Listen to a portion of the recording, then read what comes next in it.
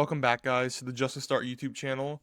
And in this episode, we'll be going over the Week 4 game predictions and some recap from last week. I went 7-9, and now I'm 31-17 on the year so far. And also, my lock of the week was wrong. So now the giveaway pot for the end of the year is up to $50. I picked the Baltimore Ravens to beat the Lions, and obviously that didn't work out. Our player of the week for Week 3 was Caleb Williams. I wanted to pick Trey Tucker, but they lost the game. And I thought Caleb Williams looked the best he's looked throughout his whole career so far. He looked very impressive against Dallas's defense. He finished with 298 yards and 4 touchdowns, had multiple big plays, and Caleb Williams had the Bears offense moving the ball with ease. The cherry on top was the big win over the Dallas Cowboys. The start of the week for me for fantasy football is going to be Matthew Golden versus Dallas. I think that you got to continue to start receivers going against Dallas as they continue every single week to give up big fantasy points for opposing receivers. So I would be starting Matthew Golden this week as my start of the week. And then let's get right into it for the game predictions. The first Thursday night game tomorrow, we have the Seattle Seahawks versus the Arizona Cardinals. And I think Sam Darnold and Jackson Smith-Njigba, one of the best quarterback wide receiver connections in the NFL right now. Jackson Smith-Njigba is 5th in receptions, 2nd in receiving yards. He also has a 40% target share, and he currently has 4.61 yards per route run. And I just think that whole Seattle offense relies on how good of a game that Jackson Smith-Njigba has. I think Seattle's rushing attack is a little streaky. It excelled versus Pittsburgh, but they couldn't run the ball against New Orleans front. And Arizona's defense only allows 76 rushing yards per game, which is the 4th best in the league. So I think Arizona will be able to shut down Seattle and make this a one-dimensional team. Arizona's offense is the very middle of the pack when it comes to ranking offenses this season.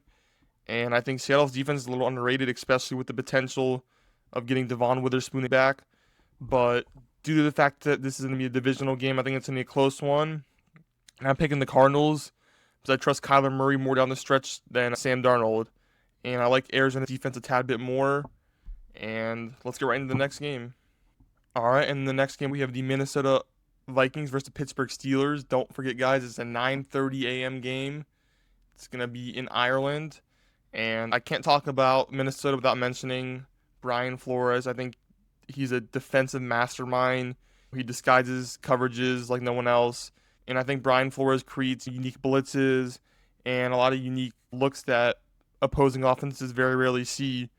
And I think it's a match made in heaven for the Vikings defense. I think Pittsburgh's offense is the bottom 10 offense in the league, and I think they have a quarterback in Aaron Rodgers who struggles against pressure, and with how inconsistent Pittsburgh's O-line has been, it's hard to pick Minnesota. But then again, they do have Carson Wentz, who looked solid last week. He scored 48 points against Cincinnati's defense, and not to mention they're getting Jordan Addison back this week. But I can't fully trust Carson Wentz, but I can trust the coaching staff. I can trust Kevin O'Connell and Brian Flores to coach a better game and out-scheme Mike Tomlin. So give me the Vikings to win this game in Week 4. All right, next game we have the Washington Commanders at the Atlanta Falcons, the first 1 o'clock game. Atlanta got completely shut down against Carolina, and that's very worrisome for me. That's a team that allows 5.4 rush yards per rush and allows the 8th most rushing yards per game, but they couldn't score a single point, and they couldn't get Bijan Robinson going. But due to that lackluster offensive performance, Atlanta's trying different things. Atlanta is also making some changes this week. They're firing the wide receiver coach, and they're bringing down offensive coordinator Zach Robinson down to the field from where he was originally in the coach's box. And I think that move can help the offense. I think it'll help improve the offense in the facet of it'll allow more direct player feedback, and I think it's going to help them call it a better game. And going back to last week, I think Carolina's points were scored more due to Atlanta's self-inflicting mistakes. Even though they give up 30 points, I think they're a solid defense and underrated defense. And especially with the talent they have on that defense, they've outperformed. But with uncertainty of A.J. Terrell's availability this week and Terry McLaurin's uncertainty this week, and the big question if Jaden Daniels is going to even play, it's a hard game for me to predict. If Jaden Daniels is going to play this week, give me a Washington. But if not, I'm taking Atlanta to win. All right, next up we have the New Orleans Saints versus the Buffalo Bills, and I'm going to keep this short and simple. Most of the games this year, I'm going to be honest, I'm going to be picking against the Saints, and this is another week where I don't see any way they can win. They just got completely blown out by Seattle, and I think they're going to get completely blown out again by the Bills and Josh Allen. All right, and next up we have the Cleveland Browns at the Detroit Lions. Cleveland has shown to be one of the best defenses in the league, but also one of the worst offenses in the league. Cleveland has consistently been able to shut down these top running backs. They shut down Josh Jacobs, Chase Brown, and Derrick Henry. So I'm interested to see how their run defense looks against Jahmyr Gibbs, who is another one of the top running backs. When I'm predicting this game, I just think that Detroit's passing attack will be a little bit too much for Cleveland. Once they realize they can't run the ball, Detroit has the 8th most passing yards per game, and they have the best completion percentage per game. So I think they'll be able to know how to get the ball into their playmakers' hands. So due to that fact, I'm going to be picking Detroit to beat Cleveland because I just can't anticipate Cleveland being able to score as many points as Detroit. And when it matters, I also just think, quite frankly, that Jared Goff is better than Joe Flacco. All right, next up we have the Carolina Panthers at the New England Patriots. And I don't think Carolina's defense will be as good as they were last week consistently. However, I think it's a sign of improvement of how their defense looked last week. And I think that's always a positive thing for a young team. Going off that, I think New England's offense is pretty underrated. And I think May has played really good in year 2. And I think we'd be looking at their offense differently if they were able to finish their drives last week. Like I just alluded to, them constantly fumbling in the red zone. It was very much a game where they just had a bunch of self-inflicting wounds, and they should have won that game. But year 3 Bryce Young, he's been inconsistent, but have shown flashes of being a good quarterback. So I think this game's going to be a fun and underrated game to watch this week. But I'm picking New England to win due to the fact that I can trust their offense and defense a little bit more than Carolina's. But like I said, I think it's going to be a fun game to watch. 2 very young teams, 2 top picks with Drake May and Bryce Young. And I'm excited to see this game and see how it plays out. All right, and next up we have the Los Angeles Chargers at the New York Giants. I think Justin Herbert has been playing at an MVP level this year. And I think the passing and rushing attack is coming along. I don't think this is going to be a team you're going to want to play down the stretch. I think Amari and Hampton broke out last week, not only in the running game, but the passing game as well. And I think Quentin Johnson and Keenan Allen have been great this season. Be a little bit credited to Justin Herbert's MVP performances. I think Justin Herbert's elevated his offensive playmakers, and I think they're one of the better offenses in the league. The news just broke yesterday that the Giants are making a quarterback change and are going with Jackson Dart. I think it could be a little bit hard to prepare for Jackson Dart because no team has game film on him. But then again, I think the Chargers have one of the best defensive coordinators in the league, Jesse Minter. This LA defense is first in defensive red zone scoring percentage. They don't give up any touchdowns in the red zone. They only allow 16.7 points per game, and they only allow the 8th most yards per game. So I think Dart may struggle if Brian Daboll doesn't simplify the play sheet for Jackson Dart. I think Jackson Dart would excel in some RPOs and some quick reads to get the rhythm going and get his confidence going high. But I just think for that reason, I'm going to be picking the Chargers to go this week and win their matchup in week 4. All right, and next up we have the Philadelphia Eagles versus the Tampa Bay Buccaneers. The Phillies just scraped by the Rams in week 3, but the most encouraging thing in that game was how well the offense looked in the second half. I think they got the passing game going finally. I think A.J. Brown and Devontae Smith had both good games, and I think you could expect the same thing in week 4. Tampa's passing defense isn't really that good, but the run defense is where they excel on their defense. They only allow 84 rushing yards per game, which is the 6th best in the league. So for Philly to win this week, I think they're going to have to pass the ball well, and they're going to have to continue their momentum from week 3 to week 4. Saquon Barkley's been good this year, but not as dominant as last year, and I can very well see the Bucs defensive front with Vita Vea, Levante David, and everyone shutting down the run. Like I said, I think the Eagles are going to have to win by their passing attack, which I think they can carry the momentum. And it's going to be hard for the Bucs to win. Mike Evans is going to be out for a couple games. That's going to have Emeka Egbuka be the wide receiver 1 in that Tampa offense, which is going to be interesting to see how he performs. But with Mike Evans and Chris Godwin both likely being out for week 4, I'm going to be picking the Philadelphia Eagles to win this matchup. All right, and next up we have the Tennessee Titans versus the Houston Texans. And the Texans have been very disappointing this year. C.J. Stroud hasn't been able to get it going due to the lack of quality offensive line play. This could be a big bounce back week, and this can potentially be the turning point this early in the season for the Texans to get it going. I can't call Tennessee's season disappointing. It's only through 3 weeks and everything. I really didn't have high expectations for them this year. I think they're a very young team.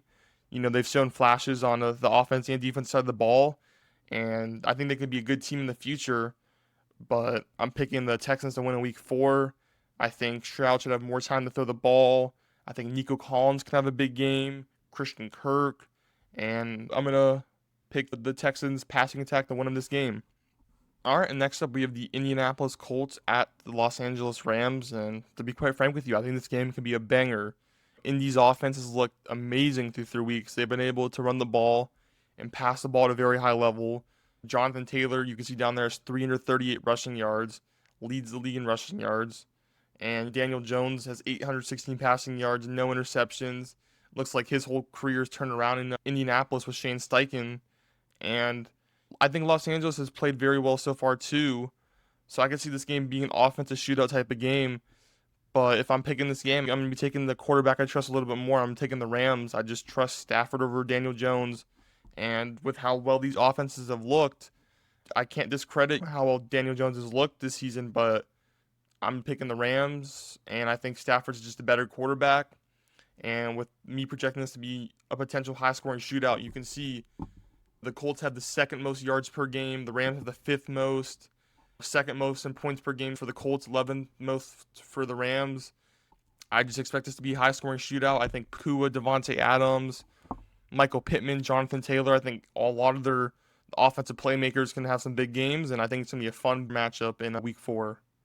All right, next up we have the Jacksonville Jaguars at the San Francisco 49ers. I think San Francisco is dealing with a lot of injuries right now. It's like a repeat of last season, and it honestly sucks because I think if they were a fully healthy team, they could have been really good. But earlier in the week, it was confirmed that Nick Bosa officially tore his ACL and will miss the rest of the season, which is obviously a huge hit for the team. And with all the injuries to Brock Purdy, George Kittle, Brandon Ayuk, if Jawan Jennings is going to play, I think it's going to be a tough ask for him to win with all the star power injured and everything. And going over to Jacksonville, they haven't really impressed me at all. I think the offense lacks explosive plays, and they can't get Brian Thomas Jr., Travis Hunter going. I think their defense has been solid. But with all that being said, and I'm picking San Francisco to win in week 4, regardless if Brock Purdy's playing or not. I just think the Jaguars have squeaked by some wins. And I think that the 49ers, even with less talent, could be a more well-coached team. And regardless of the injuries, I'm picking San Francisco to win in week 4. All right, and next up we have the Baltimore Ravens at the Kansas City Chiefs. And it's crazy to think that one of these teams is about to be 1-3, as both teams before the season started were expected to be top teams in the AFC. I know it's just 1-3. It's easy to come back from that. But getting into the game, I think Baltimore has more to lose this game. It's hard to judge how Kansas City's looking this year without Worthy for an extended period of time and Rashee Rice being suspended for the first 6 games. You can obviously tell the offense doesn't look as explosive right now, but that's their stars being out. Yeah, I guess you could say the same about the Ravens without having Nnamdi Madubuike and Alexander. They didn't play on Monday night, but I just think their defense has too many stars for it to be looking that bad and everything. And I expect Xavier Worthy to play this week, and I think the Chiefs' offense is going to look so much better with Xavier Worthy. I think we have a quality receiver who could stretch the field and get open against man coverage, and because of that reason, I think the Chiefs are going to be able to minimize Derrick Henry a little bit with their stout run defense, and for that reason, I'm picking the Chiefs to win and the Baltimore Ravens to go 1-3. All right, next up we have the Chicago Bears at the Las Vegas Raiders. And I think Chicago's offense looked unstoppable in week 3 against Dallas. So I think it's reasonable to expect that Caleb Williams and Ben Johnson can have a field day on the Raiders defense. And I expect Chicago to put up some points. And I just think the Raiders have been disappointing so far. I think that Raiders offense and Geno Smith has been turning over the ball too much. And with the lack of talent on their team, I think their margin of error is very little compared to other teams. I think the Bears defense is getting better, and I think it's going to get better over the season naturally with Dennis Allen calling the plays and everything. But when I'm picking this game, I'm going to be picking the Bears. So I just trust their offense more. I like how Caleb Williams looked last week, and I can just trust Ben Johnson to be a better play caller. All right, next up we have the Green Bay Packers versus the Dallas Cowboys, and this is my lock of the week. I'm picking the Packers to win. I think Green Bay is itching to play after their poor performance in week 3 against the Browns where they got upset. And I think they're due for a big bounce-back week. And also, this is a revenge game for Micah Parsons after being traded from the Cowboys. And now with Dallas being without CeeDee Lamb for multiple weeks, and with Green Bay being able to shut down the run at an elite level, They only allow 64 rushing yards per game. I think Dallas won't be able to move the ball at all. And I think that Green Bay will be able to move the ball with ease, running the ball or passing the ball. And I just don't trust in the Dallas defense. They just allowed the Bears to score 31 points and the Giants to score 37 points. So for that reason, it's my lock of the week. I'm picking Green Bay Packers to blow out the Dallas Cowboys. All right, in the last two games, we have the two Monday night doubleheader games. The first one, we have the New York Jets at the Miami Dolphins. And I thought that Miami's offense looked solid against Buffalo in week 3, but this is going to be another close divisional game. And in these games, you just got to pick the quarterback that you trust more, which isn't saying much in this game. But I trust Tua Tagovailoa a little bit more than Justin Fields if he plays. Another thing that worries me is that Miami's passing defense, not even on their passing defense, but their rushing defense. But I think that Garrett Wilson's in line to have another big game. He has 229 receiving yards down here. You can see for 2 touchdowns, 21 receptions. I think he's had a very solid start to the season. And regardless of if Justin Fields plays or Tyrod Taylor, I'm picking Miami. I just think I can trust their offense a little bit more. But I'm just going to pick the Dolphins to squeak out this one in week 4 over the Jets. All right, and the final game, the second game for the Monday night doubleheader, we have the Cincinnati Bengals at the Denver Broncos. Cincinnati just looked all around off on week 3, and I expect Denver's defense to make it another tough week for Cincinnati. I think Denver's pass rush will get home multiple times with Nick Benito, Jonathan Cooper, Zach Allen, and it's a terrible Cincinnati offensive line. But if Joe Burrow is playing, we would be getting the best wide receiver, Jamar Chase, versus the best cornerback in Pat Surtain. We are still, but it's with Jake Browning throwing the ball, so it's not going to be as intense. But I expect Bo Nix to limit the turnovers in this game, and I want a big game from Bo Nix. I want a big bounce-back game. I think he's been a little lackluster through 3 weeks, but if I'm picking this game, give me the Denver Broncos to win pretty convincingly over the Cincinnati Bengals in week 4. Alright guys, and if you enjoyed this video, please subscribe, and I will be back for my week 5 game predictions. If you guys agreed or disagreed with any of my picks, let me know in the comments, and I'll see you guys next time.